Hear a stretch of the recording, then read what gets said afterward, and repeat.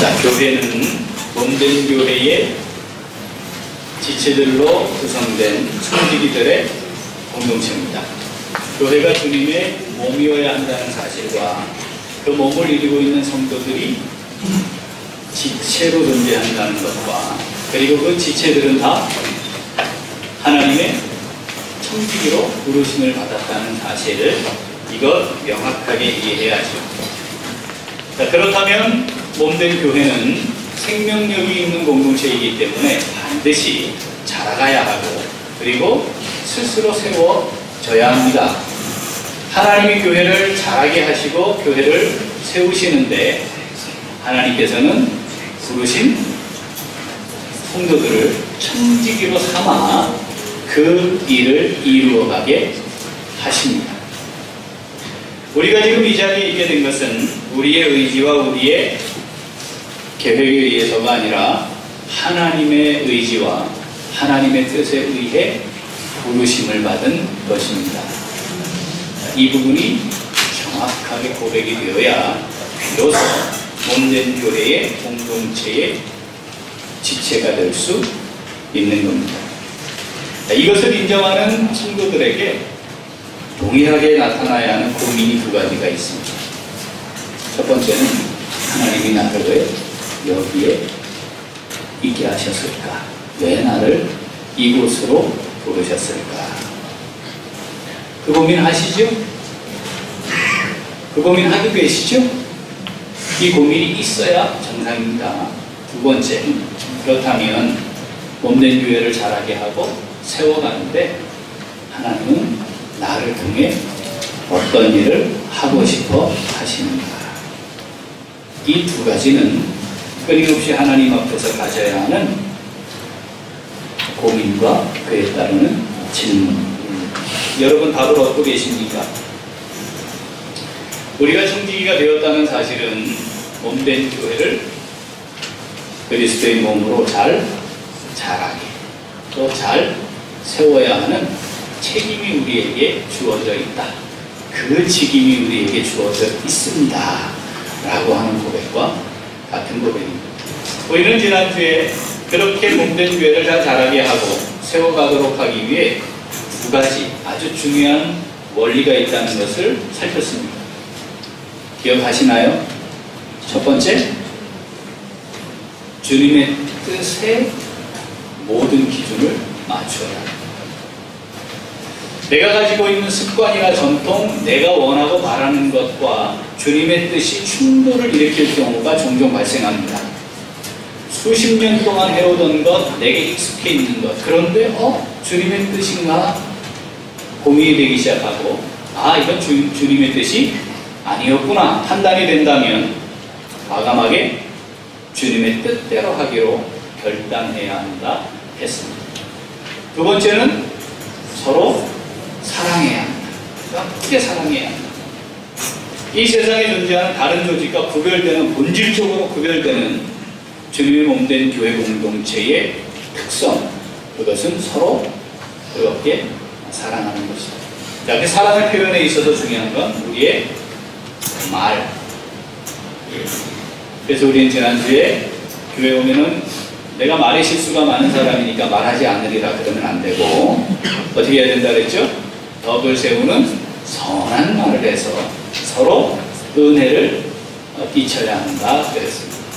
자, 오늘은 이어서 두 번째로 교회, 주님의 몸된 이 공동체를 어떻게 하면 잘 자라게 하고 세워갈 수 있는지, 그리고 그것을 위해 내게 하나님이 무엇을 하기를 원하시는지 하나님의 음성을 함께 들으려고 합니다. 자, 그렇다면 성경에 나타나 있는 이 교회에 하나님께서 교회를 자라게 하고 세우기 위해 일꾼들을 세우시고 직임을 맡기시고 함께 세워가도록 하시는데, 자, 이것을 역사적으로 성경에 나타나 있는 기원들을 한번 살펴보려고 합니다. 자, 첫 번째, 이스라엘 백성들이 애굽에서 나와서 광야에 있을 때 이것을 사도행전에서는 광야 교회라고 불렀습니다. 이곳에 직분이 세워집니다. 배경은 뭐였죠? 모세가 이스라엘 백성들의 문제들을 해결해 주는 거였습니다. 재판도 하기도 했죠. 그런데 이스라엘 백성들의 수가 너무 많고 모세는 한 명이었으니까 지도자로서 이건 옳지 않다. 그래서 교회 안에 여러 가지 문제들을 해결하고 그래서 교회를 잘 세워가도록 하기 위해 1000부장, 100부장, 50부장, 10부장을 세워서 각각 맡은 역할에 따라 교회를 잘 준솔하고 세워가도록 했습니다. 이것이 교회에 세워졌던 첫 번째 직분이 세워진 기원입니다. 신명기 18장 13절에서 26절에 있는 말씀인데 이걸 다 읽을 수는 없고요. 내용만 우리가 살펴보는 겁니다. 거기에 보면 그 직분을 맡아 교회의 일꾼으로 세워지는 데 있어 자격이 등장하는데 따라합시다. 능력이 있는 사람.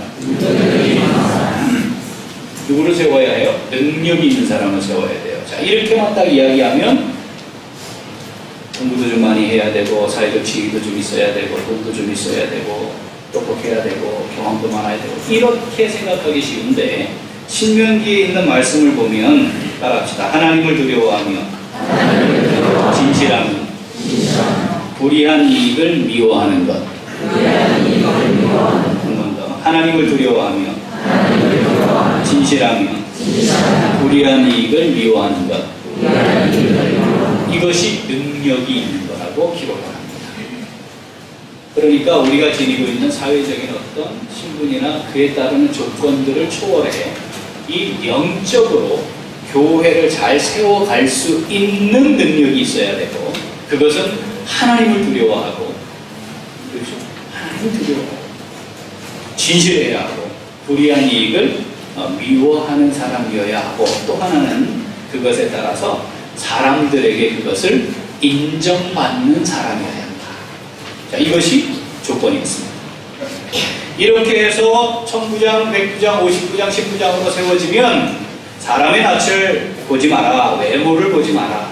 오직 하나님의 말씀을 기준으로 해서 정확하게 판단하고 문제가 해결되도록 하라.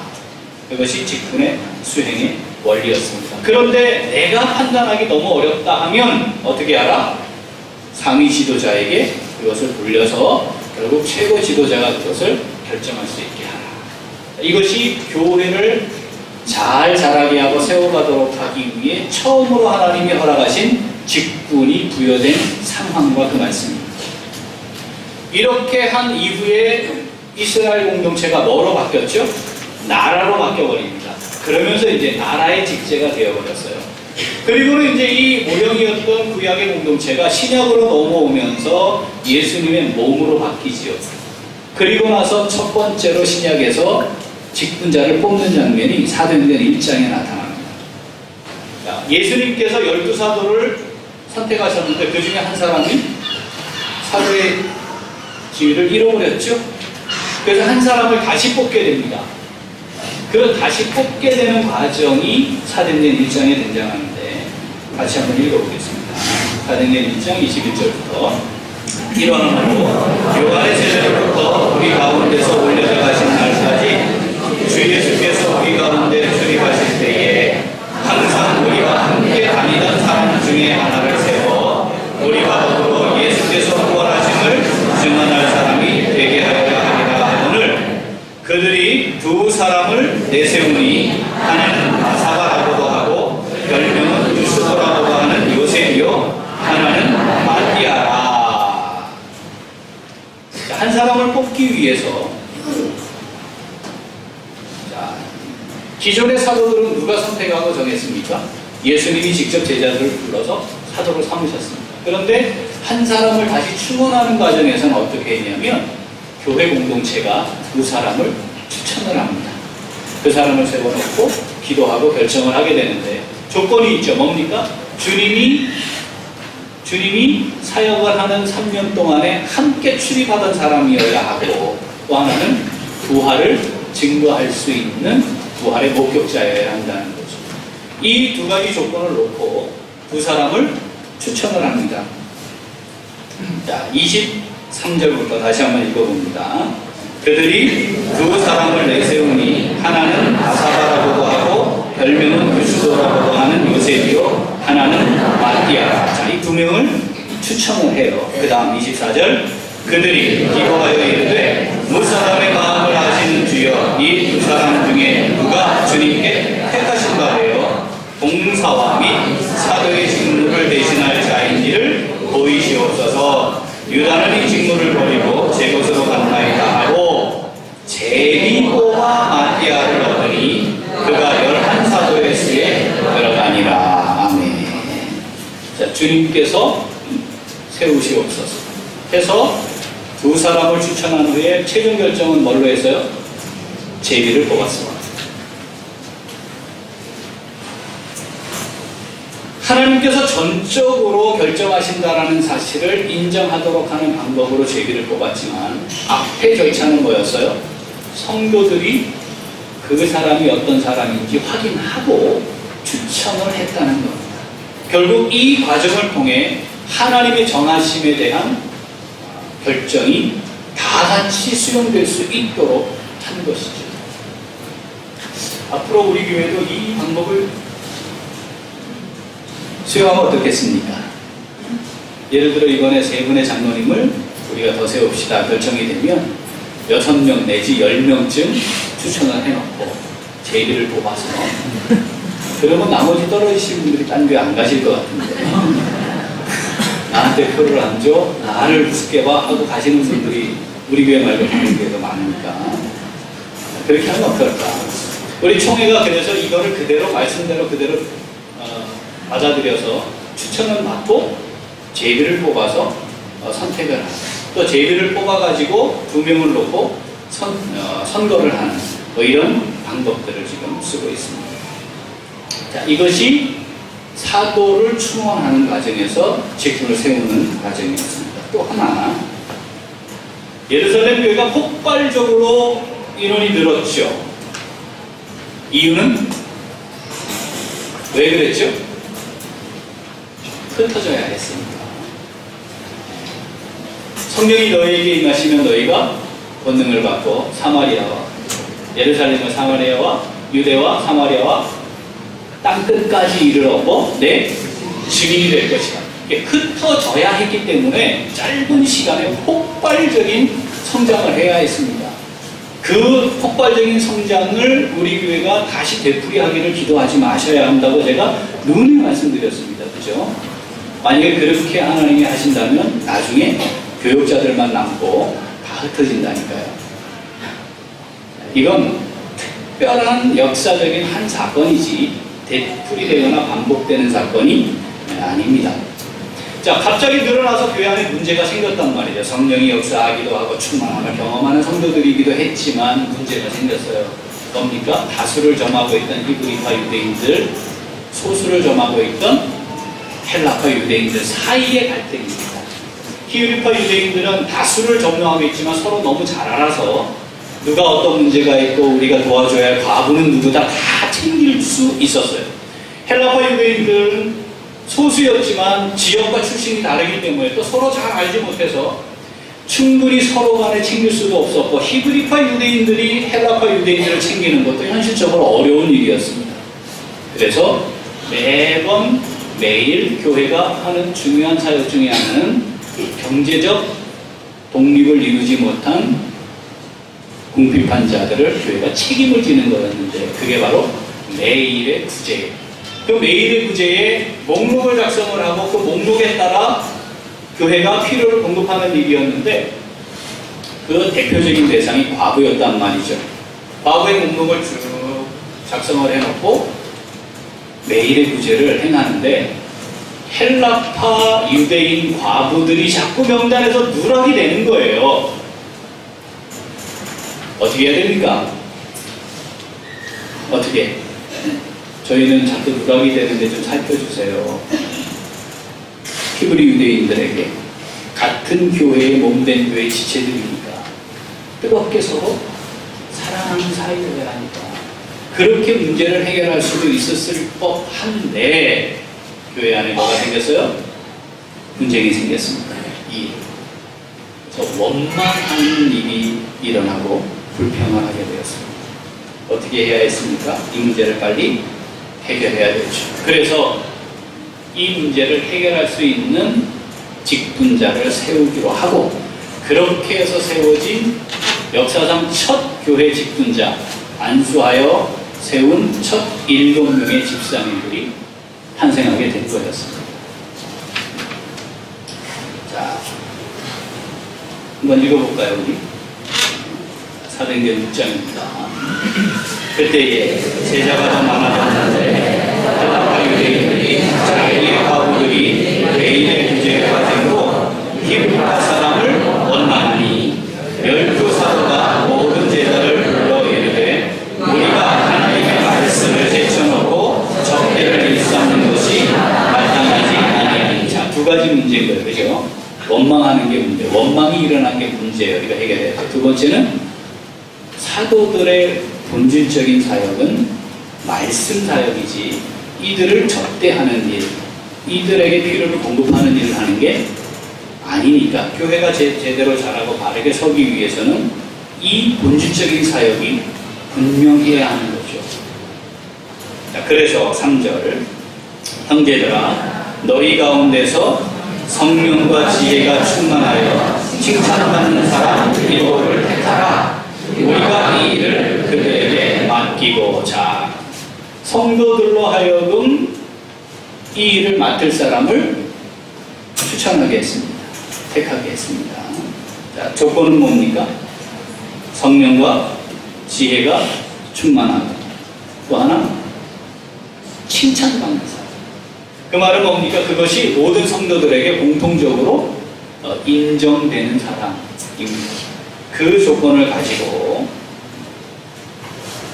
그들에게 이 일을 맡기기 위해 직임을 부여하는 거였습니다. 4절 인들 그거죠? 우리는 오로지 기도하는 일과 말씀 사역에 힘쓰리라 하니. 5절 온 우리가 이 말을 기뻐하여 믿음과 성령이 충만한 사람 스데반과 또 빌립과 프로고로와 니가노르와 디몬과 가메나와 유대교에 일교했던 안디옥 사람 니골라를 택하여 사도들 앞에 세우니 사도들이 기도하고 그들에게 안수하니라.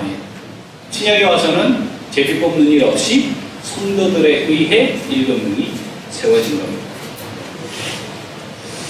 자, 문제는 교회의 이 문제를 해결하기 위해 처음 직분자를 세우고 있는데, 자, 이 7명이 다 같이 헬라파 유대인이었다는 거죠.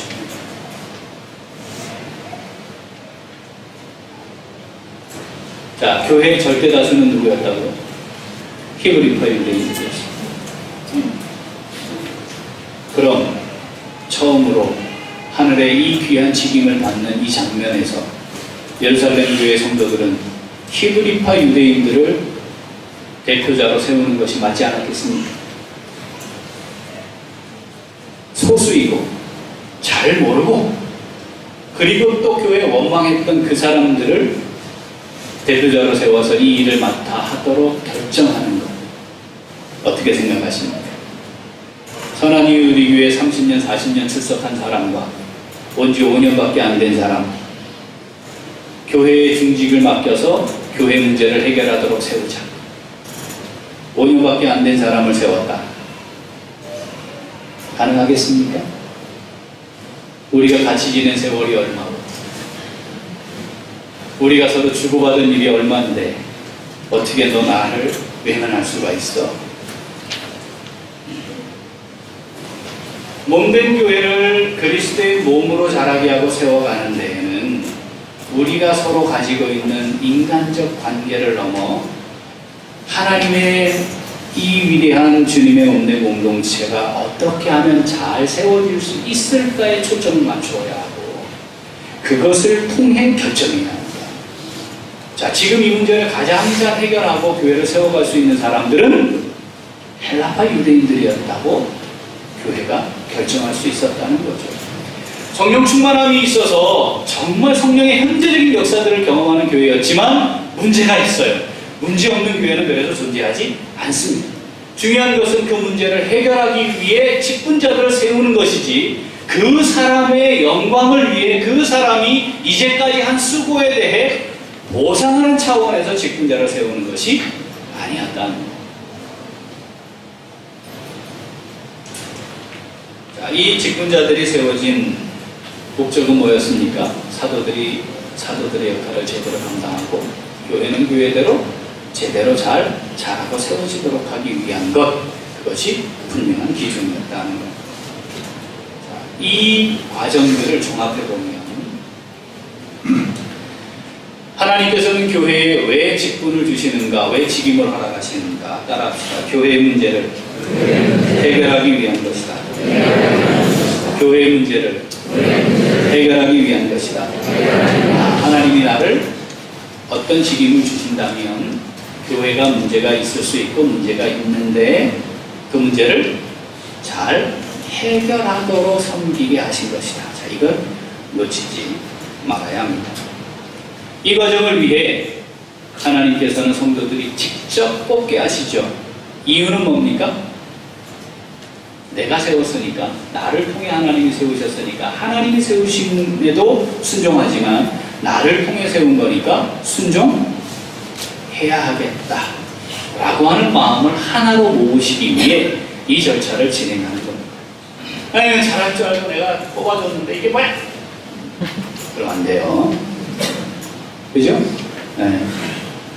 내가 뽑았기 때문에, 나를 통해 하나님이 세우셨기 때문에 세워진 리더십을 인정하고 순종하여 가는 것이 하나님의 교회의 마땅한 모습이고, 하나님은 그것을 통해 교회를 잘 세워 가시게, 하나님이 사람들을 통해서, 조직을 통해서, 그렇죠? 때에 맞는 은혜를 공급하셔서 이루어 가실 것을 신뢰함으로 교회가 하나 되어야 합니다. 교회를 잘 관리하지 못하면, 주님의 몸을 잘 관리해서 잘하게 하고 세워가지 못하면 그것으로 인해 말미암는 모든 어려움은 누가 다시 겪어야 해요? 지체들인 내가 다시 겪어야 한다는 사실을 기억해야 합니다. 자, 그럼 하나님이 우리를 이곳에 청지기로 부르셨습니다. 인정하십니까? 하나님이 우리를 청지기로 부르셔서 여기 있게 하셨습니다. 그렇다면 하나님이 나를 통해 분명히 무언가 하기를 원하실 텐데 교회가 뭘 하는지 알아야 그것도 생각해 볼 수 있지 않을까요? 자, 교회가 감당하는 5개의 사명 기억하시나요? 자, 첫 번째 주고 있습니다. 자, 주보를 보시면 제일 밑에 진하게 쓴 것이 있습니다. 자, 첫째, 예배입니다. 자, 예배가 드려지기 위해서 예배를 위해 섬기는 일들이 있어야 되겠죠. 안내도 예배를 위한 섬김입니다. 성가대로 봉사하는 것도 예배를 위한 섬김입니다. 새가족들이 오는 것을 준비하고 섬기는 것도 예배를 위한 섬김입니다. 식사를 미리 9시에 사역자 예배를 참석하고 식사를 준비하는 것도 예배를 위한 섬김이죠. 주방 봉사를 하는 것도 예배를 위한 섬김입니다. 내가 뭘 할 수 있을까? 내가 감당할 수 있는 일은 뭘까? 나는 장로도 아니고 안수입소도 아니고 권사도 아니니까 나는 예배만 딱 드리고 돌아가리라. 하나님이 원하시는 것은 아닙니다. 자, 또 예배가 있어요. 어디 예배가 있을까요? 칠경문화교회 예배가 있습니다. 장애우 정기교회 예배가 있습니다. 이제 조만간 우리는 다시 이 예배들을 회복할 것입니다. 두 번째 교회의 사명은 뭐죠? 양육. 따라합시다. 양육. 자, 양육을 위해 교역자들이 양육을 위해 사역을 하고 있습니다. 그리고 우리 교회에 아주 잘 준비된 교사들이 그 사역을 감당하고 있습니다.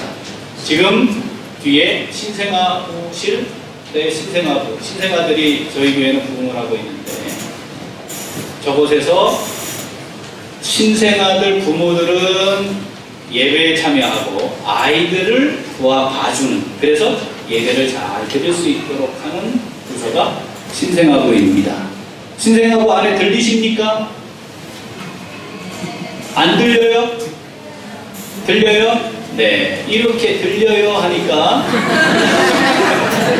안 들리는 줄로 생각을 했습니다. 네. 자, 그곳에는 신생아부 교사들과 아이들만 있어야 합니다. 그리고 부모님들은 믿음으로 들어와 예배하세요. 우리 교회는 자모실은 존재하지 않습니다. 교회가 일반적으로 만든 자모실은 애 데리고 저기 들어가서 우리 예배 방해하지 마세요 하고 만든 거예요. 우리는 아이를 저쪽에서 봐주고 부모들은 예배하도록 만든 장소입니다. 아, 내가 아이를 좋아하니까 또 아이를 좀 이 시간에 돌보고 있어서 예배할 수 있도록 해주면 되겠구나. 이것도 아주 중요한 섬김이 될 수 있는 거죠. 주중에는 태아부와 아기 학교가 진행이 될 것입니다. 주중에 내가 시간이 있고 헌신할 수 있는 것을 오셔서 감당할 수 있겠습니다. 자, 세 번째는 뭐죠? 사명? 선교. 따라합시다. 선교. 선교사로 갑시다. 나 준비해가지고 선교사로 갑시다. 그럴 수도 있지만 선교사로 가는 선교사가 있고 선교사를 보내는 선교사가 있으니까 가기도 하고 보내기도 하는 사역, 어떤 것을 내가 감당할 수 있을지 생각해 보는 겁니다. 선교사를 보내는 것, 돈만 보내는 것도 선교하는 게 아닙니다. 관심을 가지고 기도하고 협력하는 것이 있어야 되겠죠. 그거 할 수 있는 거 아니겠습니까? 나는 특별히 아프리카에 정말 하나님 마음 주시니까 내가 아프리카를 놓고 기도하겠다. 우리 교회는 아프리카에 주파성 선교사가 있으니까 내가 그 주파성 선교사를 위하여 쉬지 않고 내가 기도하겠다. 우리 교회는 군선교를 잘하는 교회니까 군선교를 위해 내 아들도 이따가 군대 갈 것이고 내 조카도 군대 간다는 내가 군대를 기억하고 기도하고, 이것이 다 뭡니까? 교회를 바르게 잘하게 하고 세워가는 일에 협력하는 겁니다. 국내 선교기관과 선교단체들을 후원하면서 또 지역에 세워져 있는 작은 교회들을 협력하면서 우리는 이 선교들을 잘 감당해 가고 있습니다. 가끔 작은 교회 목사님들 모임이 있으면 내가 간식이라도 한번 대접하면 좋겠다. 내가 저분들 식사 한번 대접하면 좋겠다. 이것도 우리 교회를 잘하게 하고 세워가게 하는데 협력하는 일이 될 수 있는 것입니다. 우리 교회에 또 아주 귀한 사역이 하나 있습니다. 쉴만한 물가지요. 여러분, 우리 쉴만한 물가를 통해 하나님이 하신 일이 뭐가 있었는지 기억하시나요? 네. 뭐 했죠? 베트남에 교회를 하나 세웠고요. 필리핀에 교회를 하나 세웠습니다. 이게 보통 사건이 아닙니다. 그 쉴만한 물가를 통해 나온 수익금이 다 선교를 위해 갔습니다. 근데 엄밀히 따지면 거기서 봉사하시는 분들 노동력 착취한 돈입니다.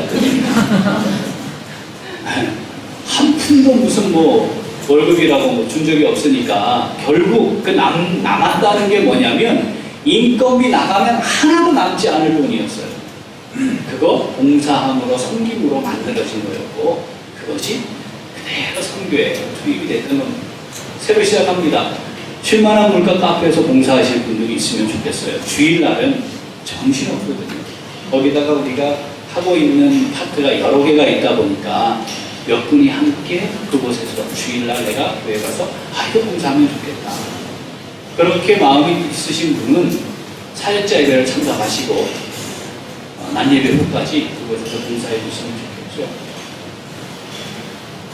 자, 이런 목적에 의한다면 쉴만한 물가 카페에 주스값이 비싸야 되겠습니까? 사야 되겠습니까?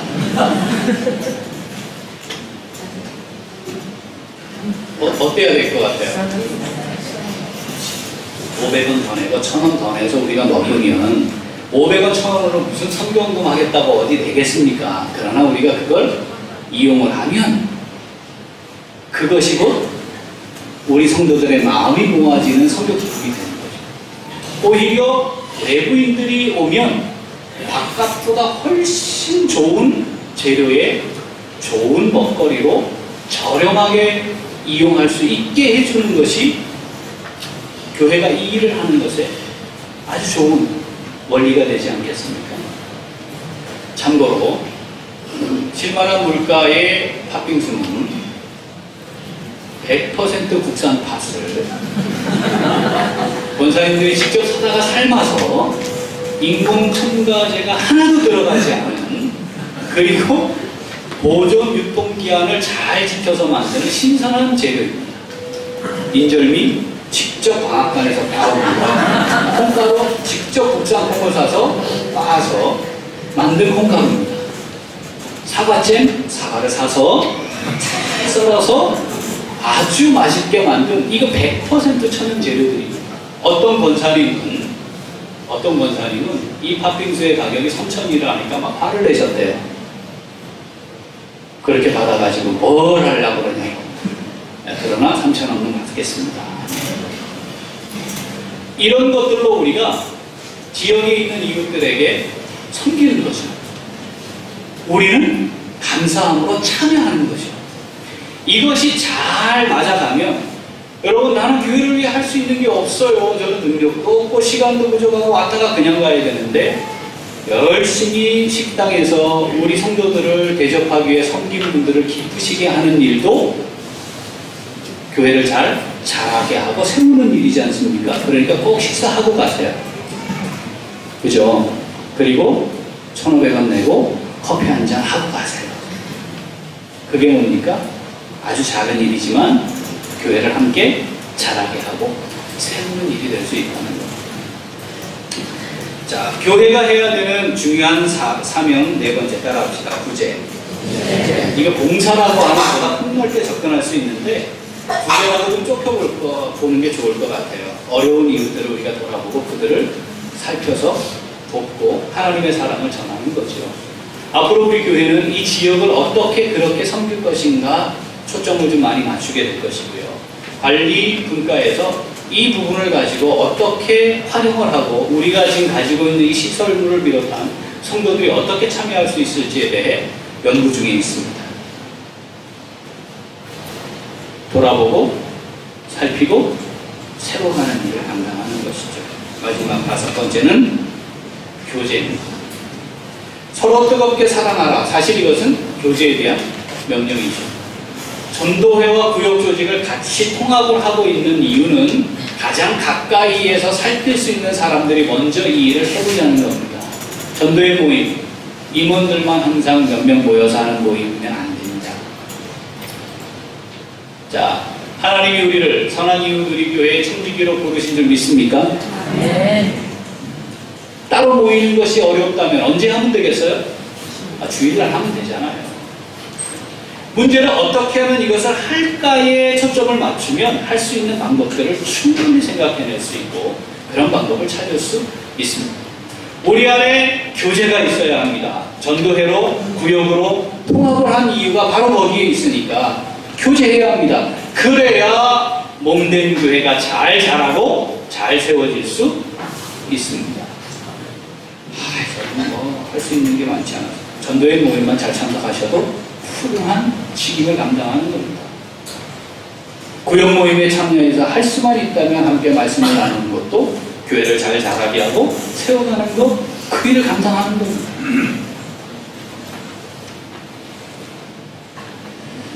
저는 부족함이 참 많은 사람인데 하나님이 왜 갑자기 믿음의 가정에서 태어난 사람도 아니고 그런 환경을 접해보지도 않는데 목사를 삼으셨을까? 내가 목사가 돼서 살아가는데 뭐가 하나님이 인정할 만한 것일까? 생각해 보니까 한 가지가 분명히 있긴 있어요. 그게 뭐냐면 제가 목사여서가 아니라 제 인생의 교회가 가장 중요한 우선순위 놓여있는 것이었다. 오늘 제가 안경이 바뀌었습니다. 그죠? 저는 이게 지금 도수가 안 맞아가지고요. 이게 옛날 안경이에요. 새로 안경을 맞췄는데 그 안경이 코 다리가 이런 것과 좀 다른 건데 이게 이렇게 끊어졌어요. 그래서 이걸 바꿔야 되는데 이게 아까운 거야. 안경 다시 맞춰야 되는데 안경이 꽤 비쌉니다. 아까워. 그래서 차에 빌 미루다가 코 다리가 끊어졌어 마침내. 그것도 금요일 밤에 이거 몇 년 전에 쓰던 거를 썼어요. 제가 고민을 참 많이 합니다. 이건 필요한 건가, 해야 될 건가, 얼마인가, 더 상관없는가 막 따지거든요. 그런데 교회를 위해 하는 일은 따진 적이 없습니다. 이것저것 재본 적도 없습니다. 그냥 하는 겁니다. 교회를 세워가는데 내가 할 수 있는 일이 뭘까? 나는 능력도 없고 부족하고 재능도 없고 특별히 노래를 잘하는 것도 아니고 악기를 연주할 수 있는 것도 아니고 장로도 아니고 권사도 아니고 집사도 아닌데 내가 뭘 할 수 있을까? 앞에 내려가셔서 교육 식구들에게 방빙수를 쏘십시오. 아주 몸에 좋은 오미자 차를 쏘십시오.